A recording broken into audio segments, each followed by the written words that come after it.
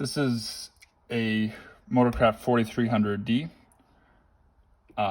spread bore, D standing for 70s. This came on a couple different higher output motors, and this is a 715 CFM. So to start by disassembling it, air cleaner bolt, because that attaches to the center. Then making note of where everything goes. They use some really teeny little cotter pins on these. That being one of them. And some of these linkages you kind of have to take out together to get them out. That I don't think is one of them necessarily, but it's a little bit tight.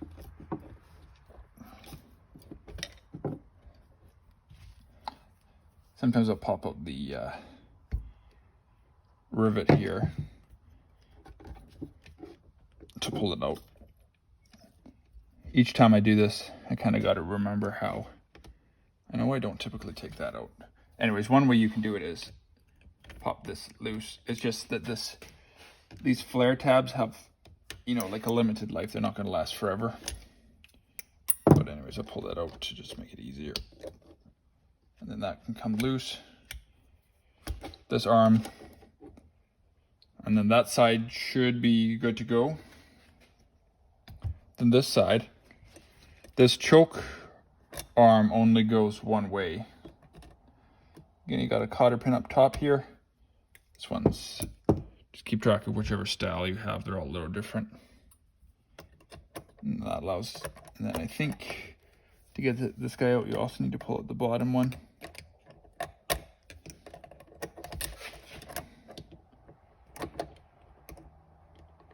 Good pair of needle nose will be helpful. I think also a pick can be extremely useful. I'll pull this one out with a pick. If you drop it, you're probably gonna have a hard time finding it because they're super small. And then this guy slides in. And yeah, that guy only goes one way. All right, now that those are all disconnected, so it's basically, if you have the factory one or different years, this one's a little bit modified, but if you have different configurations, there might be a few more linkages to take off, but essentially it's that, and then you're going to have a bunch of perimeter bolts. So a good screwdriver that's not stripped out is important so that you don't accidentally touch around these. If I remember correctly, these are all the same length. If yours has never been rebuilt and is factory, this one screw right here, for whatever reason, is going to be a flat blade. So just pop these out with your corresponding. You don't even have to take them all the way out. You just have to loosen them and you can pop the top. But I'll take them out because I'm going to be flipping it around anyways. And if you have a magnetic dish to hold all your parts in, that way even if it gets bumped or something, they will probably, those little cotter pins and stuff, should still be safe. If you need parts for these, I recommend a website or a business called Mike's Carburetor. They're out of the States. I'm not sure where exactly, but anyways, they have a lot of parts for these Motorcrafts, and also a lot of helpful videos on their YouTube channel. A lot of people don't like these carburetors, from what I've heard, because they are known to be a bit problematic. But I think a lot of people confuse these with some of the later ones, like they've 4350s, especially they're kind of a dumbed down emissions version of these, and those, I have one and it's a lot more complicated than this is. But this is a oh, what year is this? I don't want to flip it over right now to check, but I believe this is a 72 year. So you got all these perimeter ones, then you got this one. This one here will come out without removing this arm. Depending on how far you're taking your carburetor apart, you know, different levels of disassembly, but to pop the top off, it's pretty simple. And then that guy, I think, might just have to stay in there till I flip it upside down. I might be able to get it out. Yeah, I'll leave it in there. And then the two front ones. So it's actually, the only long one is actually this guy here, apparently, for whatever reason. But actually, come to think of it, on mine, I think they put a long one there. But it may not be. Anyways, suffice to say, just keep track of where they go. Your best bet. I think I almost got them. 1, 2, 3, 4, 5, 6, 7, 8, 9, 10. 10 screws. I believe it's 10 total. Okay, so once that is out, if this has been apart recently, so it'll just lift off. There's a couple things that stick in there. This guy here, the accelerator pump, goes in that hole, and then this, truthfully, I don't know what this is, what function that serves. It's some sort of, well, it's attached to the secondaries, but I don't know what function it serves other than that, because I couldn't figure that out. So I'm definitely not an expert on these. This gasket, I think, only goes one way, if I remember correctly. So I'm going to be gentle with it so I can reuse it. I might actually just leave that on for now.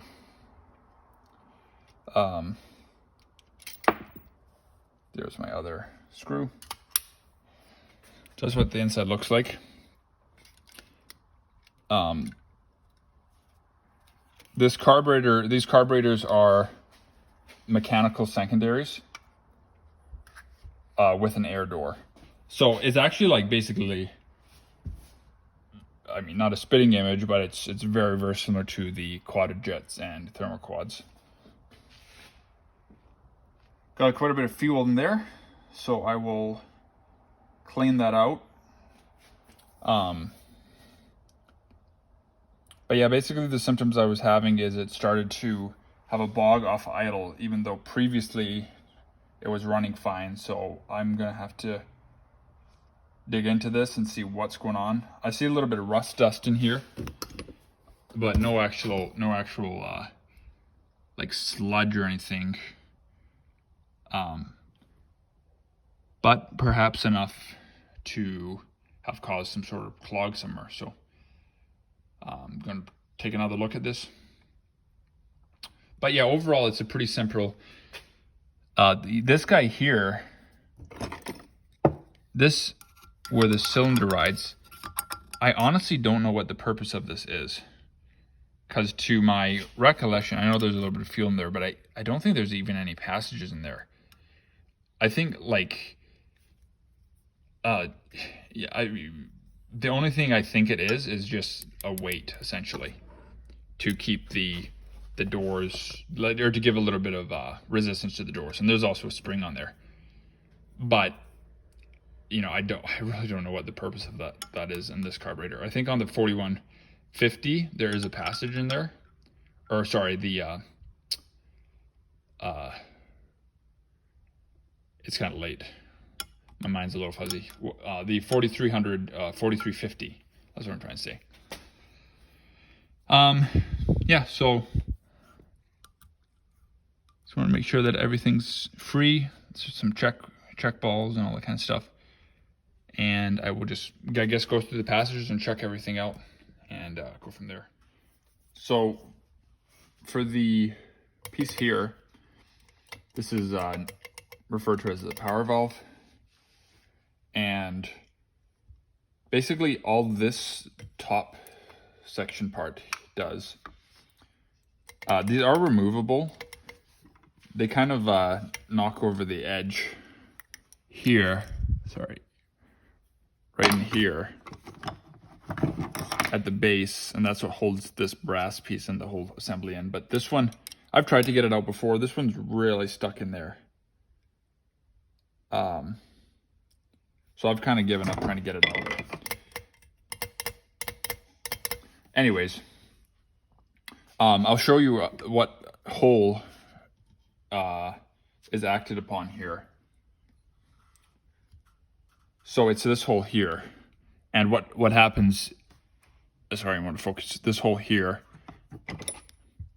What happens is when the vacuum is at idle, when the vacuum's the highest, it should be pulling up on this, and therefore taking pressure off of the power valve here. But then when you step on it and a vacuum falls off, this spring, the vacuum lets go out of that hole, so there's no more vacuum sucking this down. This lets go and it pushes down here. Now, one thing I'm noticing is just pushing on this.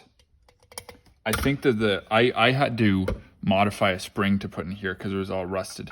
But I think this might be a little bit too strong. I think it's a little stronger than what this spring may be. So, and actually for this, I'll take it out here. Well, I should take out the assembly. If I can get a, this is 3/8 here.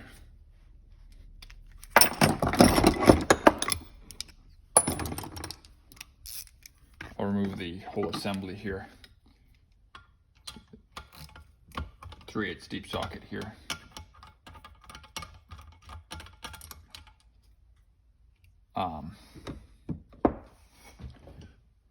So this is what that assembly looks like. So essentially, they do make the correct spring for this. But I think essentially what happens is, you can see in here, I don't know if you can see in here, but there's a little valve seat, a little valve in there. I can push it out like that, and you can see that. So that seals off here. So when that's pushed down, it allows fuel, I presume, to come in through these holes here. And therefore, get into the circuits. So anyways, I had actually modified this spring because the original one, it's basically the size of a, sorry, I keep going out of focus here. It's basically the size of a pen spring. But upon taking it apart again, I almost wonder if it's a little too strong, because all that this needs to do is just be strong enough to close off the valve, I think. So anyways, these are actually pretty easy. You just have to pull down the spring and it catches in on itself there. And then need to ensure that this area is clean and going to seal properly.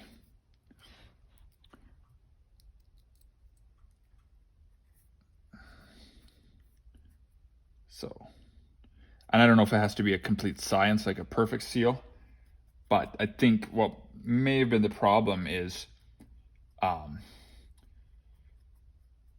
or one of the many problems is possibly that my spring was too heavy, and so I wasn't getting that extra fuel that I needed from this. So what I'm going to do, and what I did last time, is just trim down the spring a little bit. Now, one way to accomplish that too is to stretch it a little bit and then trim it down if it needs to be lengthened at all. So I'm just going to try that. I'm going to trim a little bit more off of the spring here. So that guy goes in like this.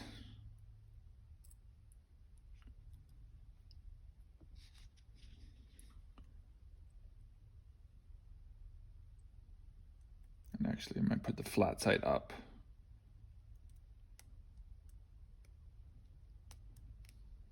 And then while holding that down, you just take this little cap here and it just kind of, it's a very delicate thing, but it just kind of slips in the groove there.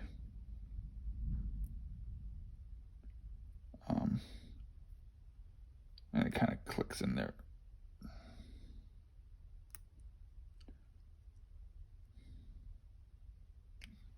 that. See, it's a very strong spring. I might even need to take, because it's still closing it completely.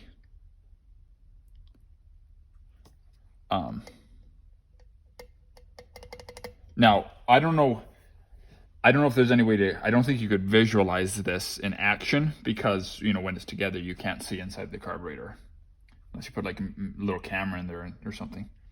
So anyways, but yeah, like I said, like, because this should, when this pulls off here, it should no longer be contacting the top here.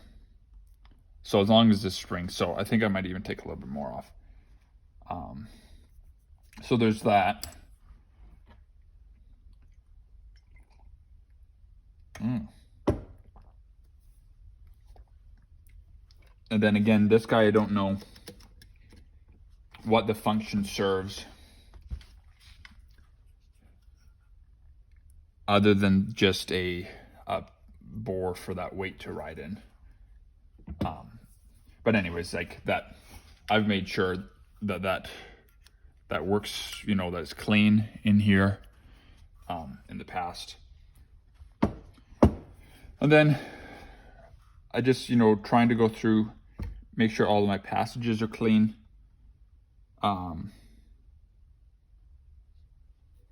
This guy here, I think I mentioned it before, but it's advised, and this one was rebuilt, so that's probably why, but it's advised that these, this secondary jet be removed. I think that's what they call it. Anyway, so the tubes here, they look good. I've blown air through them. The accelerator pump jets here seem to be working well, and you can test this by, there's a check valve down there, but basically it allows, or a check ball, but basically it you know, when the accelerator pump comes up, when you let off the throttle, it closes off, so it it opens so it allows fuel into this bowl here, this little bowl, and then when you step on it, that little check ball will seal it shut so that it'll force the fuel through here and not back into the valve. But it's pretty simple. I think it's I like using an air nozzle. Yeah, that's what the one I thought it was. But so if you can see in here, I know it's kind of dark, but in here there's one that's open. That feed stays open and it feeds right into here. But then there's the one to the larger hole, should have the check ball in it, and there's a little spring in here that holds that check ball in place. So that check ball, oops, needs to be able to move. One of my springs came loose there. Where did the other one go? Oh, there it went. Anyways, that needs to be able to move up and down. So I know that I know my accelerator pump operates correctly. Although in a previous video I had mentioned, because I had heard that this was the rich position. Center is, you know, standard. I heard that this is the rich position, but that didn't really make sense to me. But doing more research, it seems that was incorrect, and that this is actually the rich position, which makes more sense, because that would give you a longer stroke. You know, because the farther that is, the farther it is over, what do you call that? That's a fulcrum, I guess, but whatever this part would be called, scientifically speaking. Anyways, it'll give you a longer shot. So, longer shot of fuel. But yeah, I'm just gonna go through and basically make sure all the passages are clean. This needle and seat assembly here is aftermarket, I think, because the factory one I think has a very large slot here, so you have to use a large slot screwdriver. This one, however, I think was like a 1/2 inch. I don't have one handy, but I think this was a 1/2 inch. But yeah, so I'm just gonna go through. You know, this was rebuilt. I bought it rebuilt, so it's a very clean carburetor, but they are kind of finicky. So, and let me circle back to this one here. So the other thing too is that this needs to move freely, and it does. And the other thing I tested, I don't know if you'll be able to pick this up. I can kind of show you on camera, but I hold it just down with moderate pressure, and then I blow, and it wants to rise up. Obviously you can't. I can feel it. Obviously you can't feel through the camera. But anyways, that tells me, it's moving freely and it's reacting through the hole. Granted, I'm pushing air instead of sucking air. I guess one thing I could do is try to put a vacuum on here. Well, a couple things, but one is when you're doing the blowout and stuff like that, you want to definitely have glasses on, because I've gotten fuel sprayed in my eyes more than once. You're not really expecting it, it'll blow right in your face. So a couple ways you can test different passages is, like I mentioned, with the air nozzle.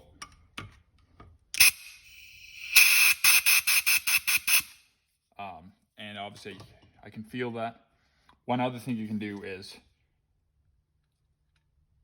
use some, pressurized fluid to shoot up and it'll come out.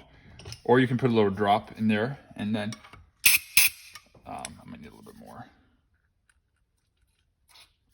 You can put some fluid in it and then spray and visualize it. Obviously that's a little messy.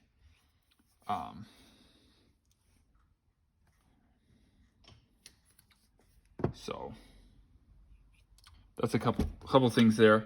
I'm just continuing to go through all the passages, just make sure everything's clean. I'm going to take apart the bottom end, which is pretty straightforward.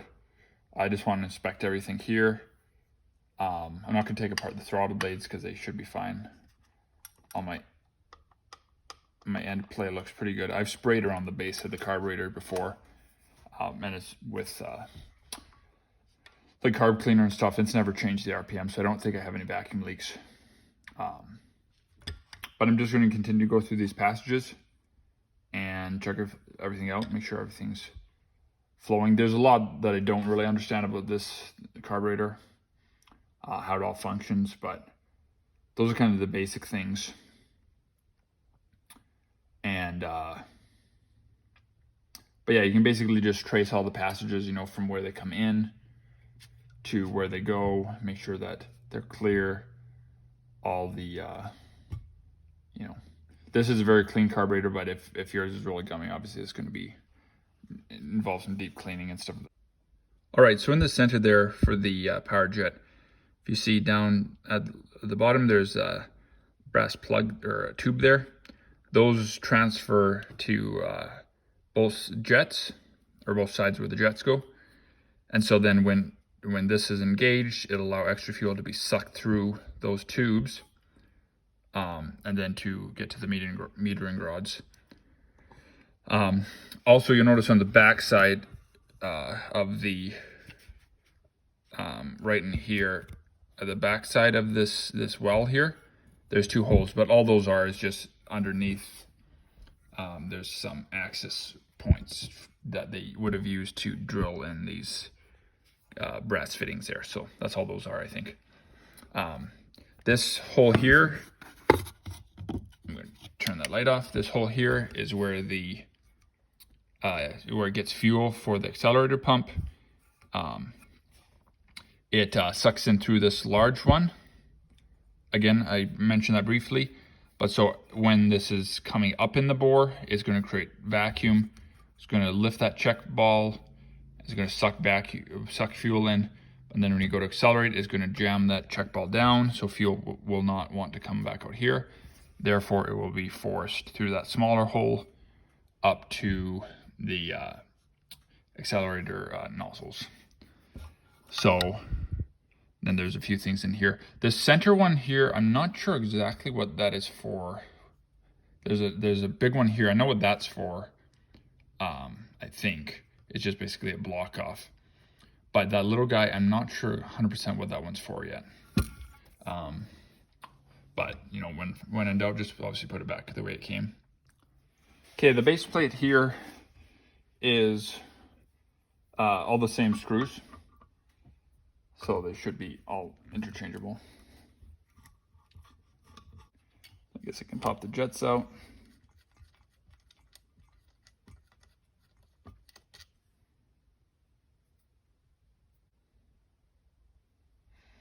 It should be okay. And take a look at the solder plate.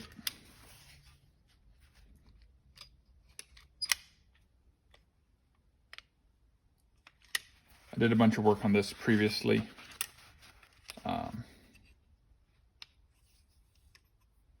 One thing, I think I did this last time maybe, but if there's any burrs or something, I like to just gently run a file side to side a little bit just to knock any high spots off. That all appears to be tickety-boo, as they say. Now the one thing I want to do while I'm here for sure is just make sure that the transfer slots are all clear. I think that's one thing I maybe did not check on last time. But make sure that all these passages for the transfer slots and all that kind of stuff is all cleared in good working order. Okay, so this is my basic understanding of how the secondary fuel supply goes. So basically, down in here, if you can see this, there's quite a large hole here, which comes out, connects to here, which then, has access to these feed slots here, which in turn will connect to here, via the gasket. Well, the gasket will seal some of it off, but that'll give access to, theoretically, to these holes here, if I understand correctly. And then, which will go through to the air door. Now, there's not like a nozzle here, so I don't know exactly why, what the system is, but basically, when the air door opens, well, vacuum pulls, I think, just through the carburetor pulls the air doors open, and then these rods in here open up, almost like a, what do you call that? Like a metering rod, maybe. But anyways, that opens up, and then it would allow airflow or fuel flow to be sucked into the secondaries, because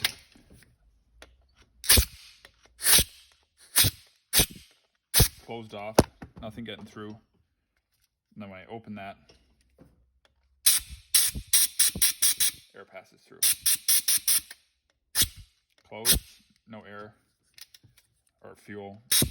So I don't know if that's kind of a weird fuel design or delivery, but apparently, I guess when your secondaries are on, it's strong enough to suck the fuel through there and up. Anyways, nothing looks out of the ordinary on this carb. Everything looks really clean. So I'm a little bit at my wit's end. There's a few things that the rebuilders changed from factory, but to my knowledge, nothing that should be affecting anything. I do need to check the float level. There's specs online for that, so do that in a bit, I guess. But the only thing they changed is instead of having like the cylinder that goes in here, they have a check ball. But my accelerator pump works well. Like I can tell when it's on the car and I shoot some fuel through it. So I don't really know if that's so much of a problem.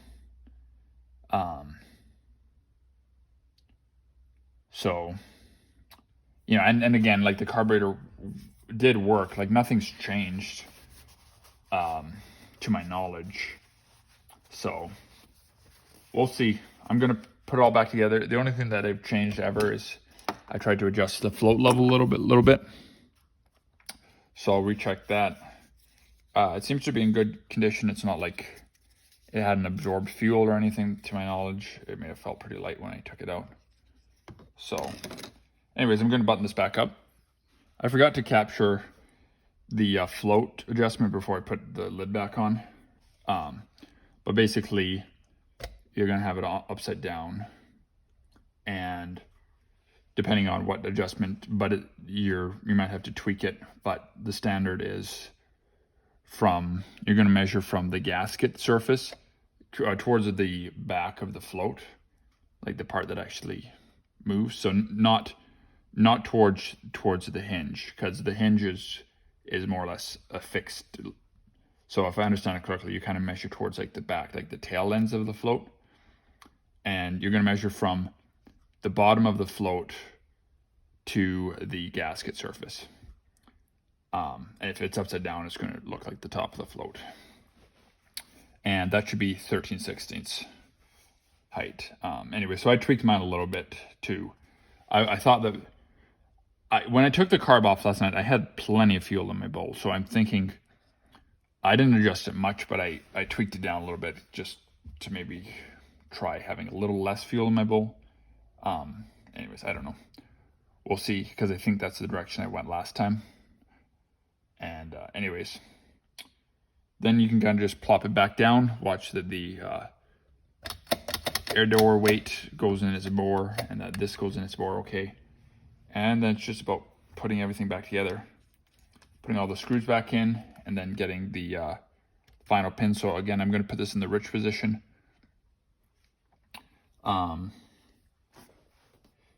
So yeah, that's basically a rundown. I don't know if that was how helpful that was, but this is my second time taking this apart, and I've gone through it very thoroughly. Well, that's the second time taking it like completely, all three levels apart. But I've spent a lot of time, like several hours on this carburetor already. So I like it. Like, I mean, I would love if this would work for me. We'll see. It might just be, one of those things. Like, apparently there are some guys who figured out how to overcome their flaws, but most of those guys, truthfully, are probably pretty old or even dead by now. So, I'm just trying to find information online, and it's, you can find kind of rebuild videos, but you can't find really anything addressing like the flaws so much. Anyways, hopefully that was helpful, and I'm going to put it back on the car. Just get my linkages back together, and this car does not I haven't really started in the winter, but in the summer I can start it. It doesn't really want any choke. Even just giving it a little bit of choke tends to not want that at all. So I don't know if that's just that could be potentially because it's it's too small of a carburetor for the engine.